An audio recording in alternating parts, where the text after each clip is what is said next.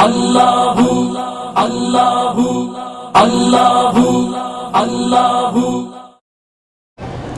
اگر گھر کے قریب مسجد تو ہے لیکن امام بدعتی ہے، اس کے پیچھے نماز کا کوئی فائدہ نہیں، اس سے بہتر ہے آپ اپنی جماعت کریں، چونکہ اہل بدعت کی نماز جو ہے نہیں ہوتی ہے۔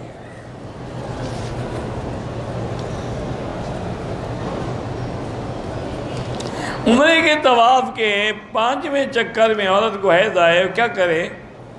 وہ پہلے تو صفا مروہ دوڑ لے اسی حالت میں، چونکہ 5 چکر تو ہو گئے ہیں نا۔ صفا مروہ دوڑنے کے بعد وہ اپنے بال بھی کٹا سکتی ہے، لیکن اگر وہ چلی گئی مثلا باہر کچھ نہیں کیا تو پھر اب اس کو عمرہ بھی دوبارہ کرنا پڑے گا، دم بھی دینا پڑے گا۔ میں نے کاروبار بینک سے گاڑی یہاں لی تھی، اب بینک سے تو میں نے آزاد کرا لی ہے، اب ان کی آمدن اور گاڑیوں کو حلال کیسے کروں؟ جو گناہ کرنا تھا وہ تو کر چکا، گاڑی کو غسل دو گے تو حلال ہو جائے گی۔ بس توبہ کرو، استغفار کرو، آئندہ غلطی نہ کرو۔ اب جو آمدنی ہے اسے زکوٰۃ بھی دو، صدقات بھی دو۔ بہرحال آپ نے کسی دوست سے رقم لی تھی، اس کو ہر مہینے نفع دینا تھا، یہ بھی ناجائز، رقم اس کو واپس کر دو، یا پھر وہ نفع نقصان میں تمہارا شریک ہو، بھی فائدہ ہوگا اتنا میرا اتنا تیرا، گھاٹا ہوگا وہ بھی ایسے بھریں گے۔ صرف نفع لینے والا ہو تو وہ سود ہے۔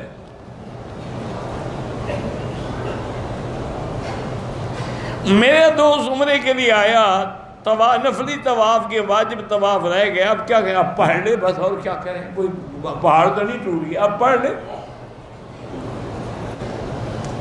میری بیوی حجر اسود کا بوسہ لینا چاہتی ہے، بس اشارہ کر دے بوسے کے برابر ہے، بلا وجہ دھکے کھانے کی ضرورت نہیں ہے۔ اگر عورت بوسہ لیتے ہوئے غیر مردوں سے ٹکرا جائے تو وہ گناہ بوسے سے زیادہ ہے۔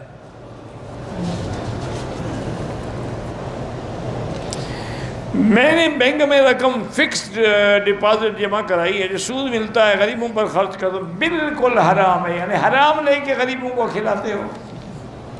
یہ اچھی بات ہے کہ سخاوت کرنے پہ آؤ تو خنزیر ذبح کر کے لوگوں کو کھلا دو، یہ کیا بات ہے؟ وہ حرام ہے، اس کو تو آپ ثواب کی نیت ہی نہیں کر سکتے، نیت کرو کفر ہو جاتا ہے۔ آئندہ کبھی نہ رکھو ڈپازٹ، جو رکھ لیا ہے وہ لے کے بغیر ثواب کی نیت کے دے دو۔ وہ کون لوگ تھے جنہوں نے کعبے پہ حملہ کیا؟ حبشے سے آئے تھے، ابرہہ لشکر لے کے آیا تھا۔ ان لوگوں کے حق پتہ نہیں کیا ہے، بہرحال ابرہہ لشکر لے کے آیا تھا حبش سے، اللہ نے ابابیل پرندے بھیج کے ہاتھیوں کو مروا دیا۔ 3-4 طوافوں کے بعد واجب الطواف کٹھے آپ پڑھ سکتے ہیں۔ لیکوریا کی مریض کے لیے وضو کر کے نماز پڑھتی رہے، بس ایک نماز سے دوسری نماز کے بعد جب وقت ہو تو نیا وضو کر لیں۔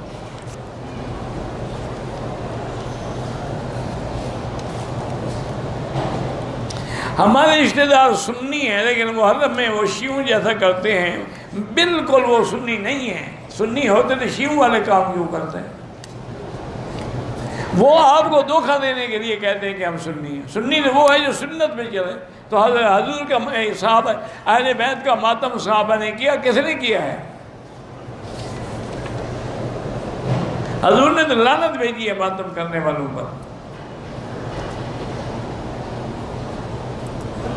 نظر کے بچاؤ کے لیے حضور کی دعا ہے، وہ پڑھا کرے، اعوذ بکلمات اللہ التامہ من شر شیطان وہامہ ومن کل عین لامہ۔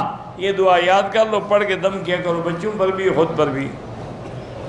میں دولت مند کیسے بن سکتا ہوں؟ حضرت عبد الرحمن بن عوف جیسے انہوں نے کیا تم بھی وہی کرو۔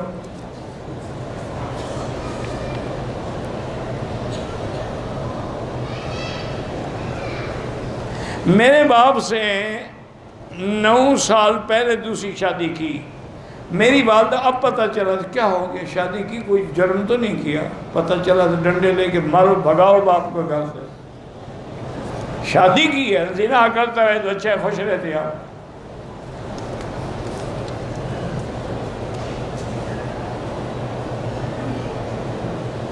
جلدی بیماریاں ہیں، ڈاکٹروں نے لا علاج کر دی ہے، زمزم پی کے اللہ سے شفا کی دعا کریں۔ 17 سال کے بچے نے عدالت میں نکاح کر لیا ہے، بہرحال شریعت میں اگر اس کے والدین راضی نہ ہوں تو نکاح نہیں ہوتا، لا نکاح الا بولی ہے۔ ایسے اجازت دے دو گے تو کسی کے گھر میں لڑکی بچے گی نہیں، سب تیار بیٹھی ہیں کورٹ میرج کے لیے۔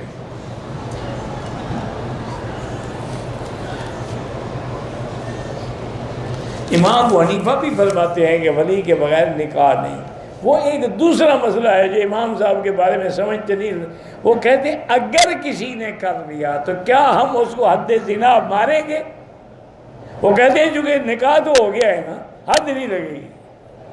باقی ہمیں کہتے نہیں حد ماریں گے، اس کا نکاح ہوا ہی نہیں۔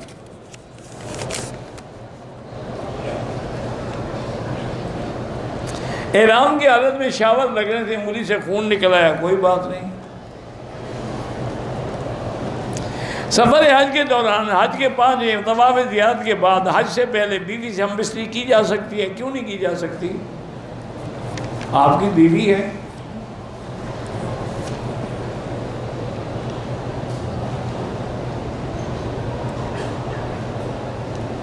اگر ایک عورت حاملہ ہے اور اس کی ولادت عرفات میں متوقع ہے تو اگر ولادت ہو جائے تو جب تک خون بند نہیں ہوگا طواف زیارت نہیں کر سکتی۔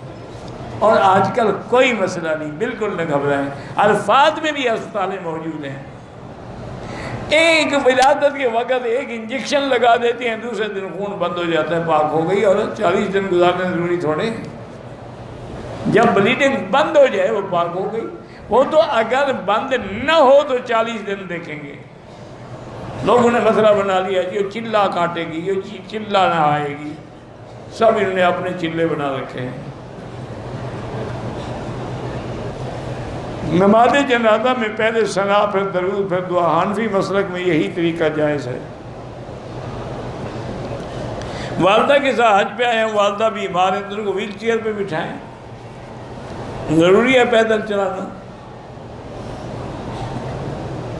سلام جب امام دونوں طرف پھیر لے پھر سلام پھیریں۔ یہ جو جلدی کرتے ہیں نا کہ ابھی امام نے پہلا سلام بھی مکمل نہیں کیا اور یہ گردن پھیر دیتے ہیں، نماز ہی فاسد ہو جاتی ہے۔ امام سلام مکمل کر لے، السلام علیکم ورحمۃ اللہ، السلام علیکم ورحمۃ، اب آپ سلام کریں، کیونکہ اب خطرہ کوئی نہیں رہے گا کہ آپ نے امام سے پہلے کر دیا ہے۔